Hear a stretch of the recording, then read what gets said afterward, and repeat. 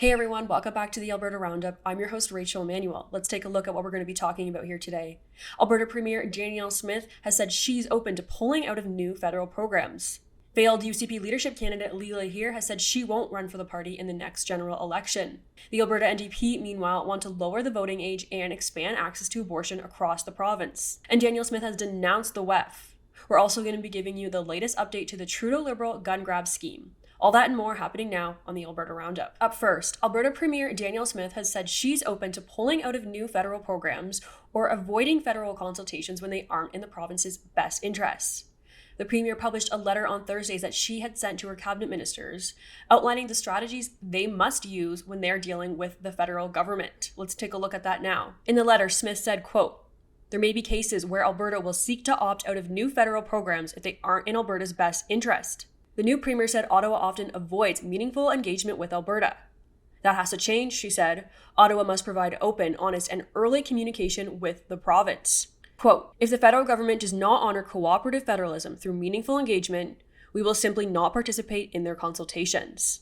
This announcement comes after Premier Smith's speech at the United Conservative Party annual general meeting last weekend, in which she said Alberta, under her leadership, will not enforce federal laws or policies that interfere in Alberta's jurisdictional rights as outlined in the Constitution. Take a listen to her comments from last week, Saturday. Finally, the Ottawa problem. There can be no doubt that the current NDP Liberal alliance is just the latest in a long line of Ottawa governments that have frustrated the legitimate aspirations of hardworking Albertans. That stops now. When Ottawa announces policies and laws that attack our economy or violate the rights of our people, or when Ottawa seeks to take control of our sovereign areas of provincial jurisdiction, our UCP government will not enforce those laws and policies in this province, period.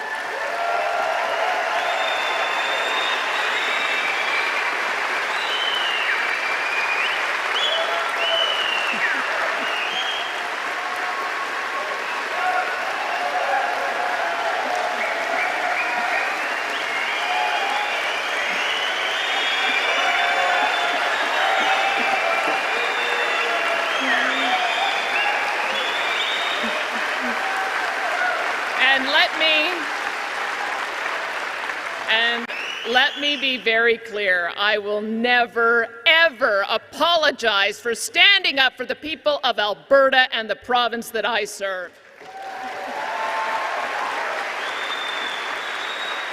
So, we will pass the Sovereignty Act. Work has already begun on crafting it. We worked on it earlier this week at the caucus retreat. We still have further work to do, but I've asked for it to be ready by the time I take my seat in the legislature.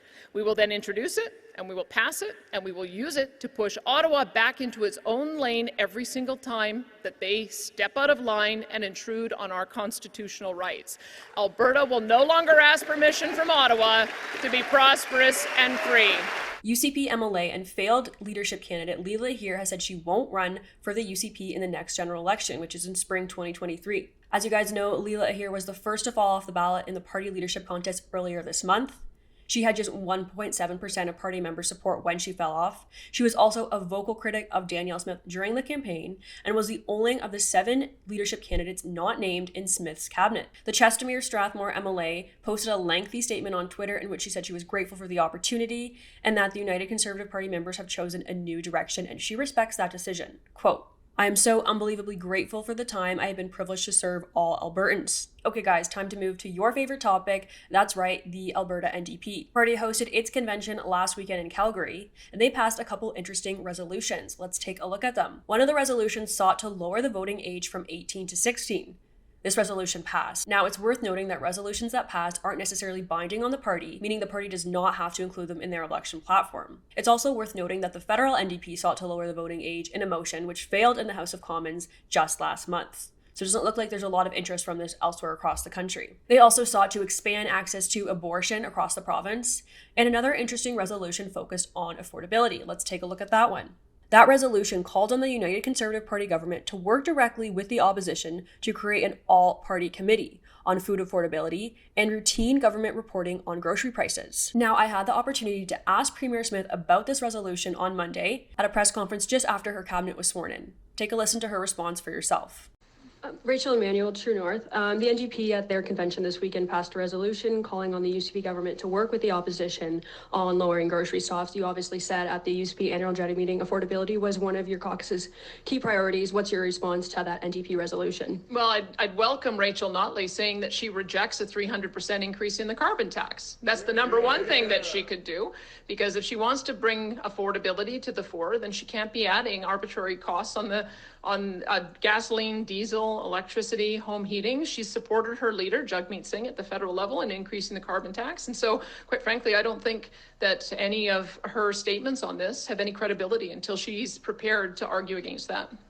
You also just spoke about the need to get mandate letters completed. I'm wondering if you'll commit to making those mandate letters public. Yes, I've actually already talked to my my chief of staff and my director of the Premier's office that I think it's a good communication tool for the public so that the public knows what it is that we're working on. I think it's also good for the ministers to know. And why wouldn't we want to tell? We've had such great success in checking off the list of all of the things that had been identified. So I think that's we should be celebrating that. So yes, they will be public. Now, at that same conference, Premier Smith also teed off on WEF, calling the World Economic Forum distasteful. She said she finds it distasteful when billionaires brag about having control over political leaders. This caused quite a storm online, but take a listen to her comments for yourself. Hi, Premier. I want to follow up on what Dean was just asking. I just want to ask you a very simple question. What are your views on the World Economic Forum? Well, I'm not a young global leader of tomorrow. I've never been to one of their events, and I look at Pierre Poilievre saying that he doesn't intend to go to their events and doesn't intend to have his ministers involved in them either. And I take the same view. But why? You're still not explaining what your views are on the World Economic Forum. Like, what do you find distasteful about it? I guess I find it distasteful when billionaires brag about how much control they have over political leaders, as the head of that organization has. And I think that that is offensive. The people who should be directing government are the people who vote for them. And the people who vote for me and for my colleagues are people who live in Alberta and who are affected by our decisions. And so, quite frankly, until that organization stops bragging about how much control they have over political leaders, I have no interest in being involved with them. My focus is here in Alberta, solving problems for Albertans with the mandate from Albertans. Moving into the controversy of the week, national police agencies are warning MPs that policing services across Canada will suffer if police are redirected to act as confiscation agents under the Trudeau Liberals gun grab scheme. At a federal public safety committee hearing earlier this week, MPs heard from national police agencies. We're going to play a couple comments for you now. First up is the president of the National Police Federation. We have said on a number of occasions that police services in Canada, including the RCMP, are operating at minimal levels already. We're having challenges recruiting, we're having challenges training, retaining, we're having challenges attracting to the law enforcement profession.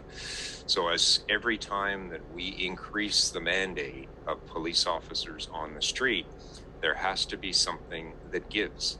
And is that going to mean that we don't respond to that mental health call, the person in crisis in the middle of the street, because police officers are now tied up going to pick up guns that are no longer legal to possess? So there is an impact. And in the end, do we leave it to, as Chief Bray said, another agency that may implement? That isn't spoken to in the legislation. It isn't spoken to within the buyback program. So it's going to fall to the cops of the street, the members of the RCMP.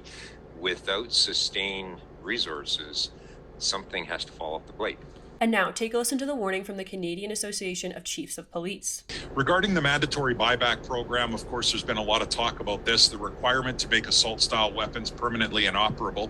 The CACP is still awaiting the details on the implementation of such a program and the implications for and expectations of police services in Canada. Having said that, the CACP recognizes and understands concerns that have been expressed by certain provinces in the country about using Canadian police resources to go out and confiscate legally acquired firearms from Canadians. Ultimately, the buyback program, this early part of the buyback program, is essentially an administrative process. It's not a policing issue.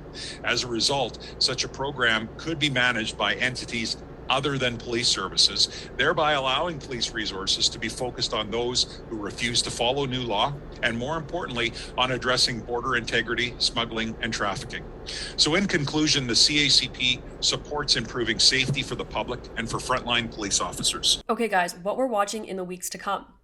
Premier Smith has said work has already begun on her controversial Alberta Sovereignty Act. You guys know that conversation on the Sovereignty Act dominated the UCP leadership race. Now, Premier Smith has said she's hoping the legislation will be ready by the time she takes a seat in the legislature. She's begun her process of winning the by-election in Brooks Medicine Hat. She launched her campaign earlier this week, and she said that she could be in the legislature as early as November 29th if her bid for that seat is successful. It's worth noting that it is a Conservative safe seat. So I will of course keep you updated on that by-election as well as more news on the Alberta Sovereignty Act. Now that brings us to the Alberta Politics Funny Moment of the Week. The Alberta NDP are also running a candidate in the Brooks Medicine Hat by-election, and that candidate is claiming that Premier Smith and her team were accidentally knocking on the wrong doors while they were canvassing. They said that Premier Smith was canvassing in Cypress medicine hat writing. A little awkward. Okay guys, thanks so much for tuning in. Please subscribe to True North's YouTube channel if you haven't already. You don't want to miss an episode. If you want to find me, you can reach me on Facebook, Twitter, and Instagram. And of course, visit donate.tnc.news if you enjoy our work and want to show us your appreciation. Thanks so much. See you next week.